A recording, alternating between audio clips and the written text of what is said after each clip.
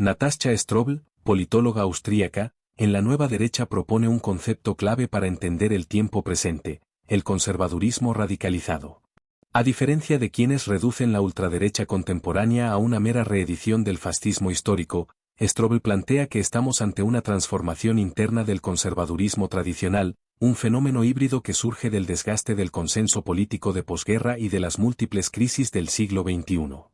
La obra parte de una constatación: vivimos en un mundo atravesado por una sensación permanente de emergencia. Crisis sucesivas, la financiera de 2008, la climática, la migratoria y la sanitaria con la pandemia de COVID-19, han puesto en entredicho la estabilidad de las democracias liberales. A ello se suma el impacto de las redes sociales, que disolvieron la hegemonía de los grandes medios y permitieron que discursos radicales circularan sin mediación. Así emergió un nuevo actor político, con fuerte presencia digital, que moviliza emociones antes contenidas por los partidos tradicionales.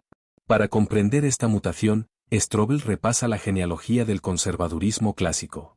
Este, nacido en los siglos XVIII y XIX, defendía jerarquías sociales, propiedad privada y un orden natural desigual, oponiéndose tanto al liberalismo ilustrado como al socialismo. Frente a él, el fascismo de entreguerras se distinguía por su carácter revolucionario y palingenésico. No solo pretendía conservar el orden, sino rehacerlo a partir de un mito nacionalista. Mientras el conservadurismo era reactivo y religioso, el fascismo exaltaba al pueblo, la guerra y el progreso técnico al servicio de la propaganda. La nueva derecha de la posguerra, especialmente en Francia, buscó desligarse del nazismo derrotado y reinventarse tomando inspiración de la revolución conservadora alemana. Su estrategia fue metapolítica: conquistar el terreno cultural antes que el institucional, apropiándose de la teoría gramsciana de la hegemonía, pero en versión reaccionaria. De allí la importancia del lenguaje. La batalla cultural se libra en los marcos narrativos, los significados y las palabras. Así, grupos como la Nouvelle Droite francesa, los identitarios europeos o la alt-right estadounidense entendieron que el éxito político dependía de modificar primero la percepción pública. En el siglo XXI, esta corriente se entrelazó con fenómenos sociales más amplios. Strobl introduce aquí el concepto de la burguesía cruda, tomado del sociólogo Wilhelm Meyer, que describe a sectores de clase media que, bajo una fachada civilizada, sostienen actitudes autoritarias, individualistas y carentes de solidaridad. Estos estratos se vuelven receptivos a discursos de dureza, meritocracia extrema y desprecio hacia los débiles, inmigrantes, pobres, enfermos.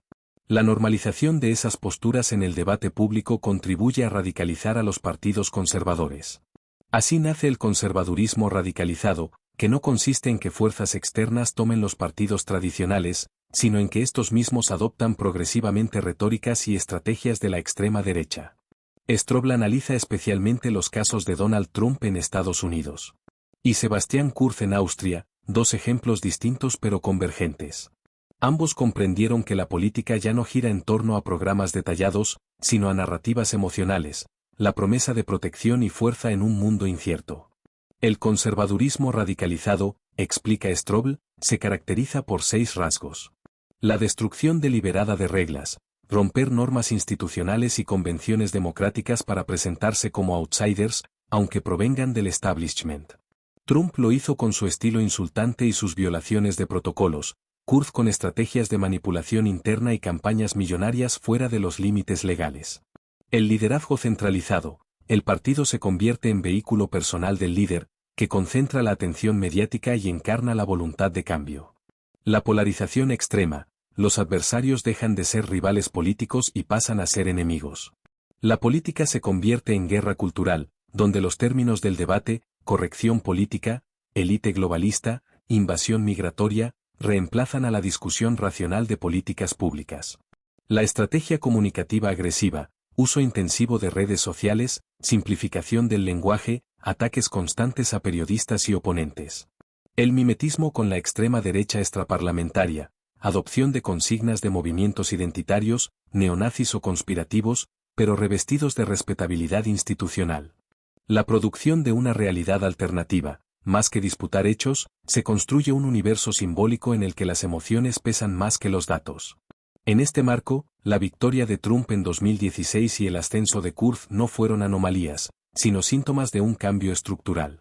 Ambos lograron canalizar frustraciones económicas, precarización laboral tras 2008, desigualdades crecientes, y ansiedades culturales, migración, feminismo, diversidad sexual, en un discurso que promete seguridad mediante dureza.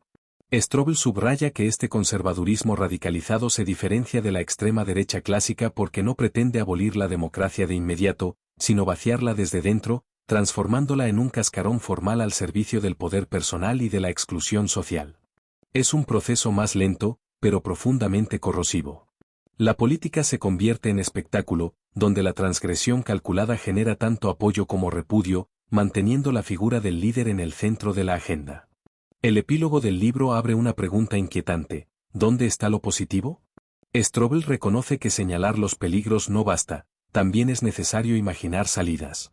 La respuesta no es fácil, pero implica revitalizar la democracia desde abajo, fortalecer la solidaridad frente a la crudeza burguesa y disputar el lenguaje de la esfera pública con narrativas inclusivas.